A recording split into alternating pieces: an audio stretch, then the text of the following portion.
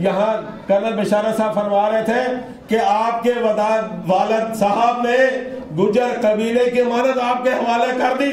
मैंने कहा आपने दुरुस्त फरमाया है। यकीन करें कि 10 साल 12 साल मेरी आंखें बंद रही और आज 2012-13 से मैंने ये जिम्मेदारी उठाई हुई है और मैं पीछे नहीं हटूंगा, चाहे मेरा कितना सियासी नुकसान हो जाए, कितना जाती नुकसान हो जाए।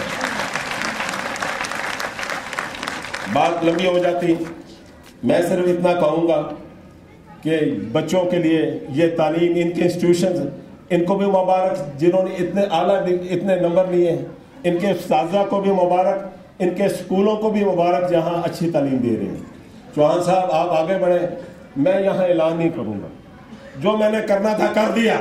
मैं यहाँ कोई नंबर नहीं बनाऊंगा, वो आप भी जानते हैं, मेरा आप जानता है। मैं सिर्फ आखिरी यही बात करूंगा, जब भी कहीं कमी आएगी जाफर इकबाल को आवाज दे देना, जाफर इकबाल हाजिर होगा आपके लिए।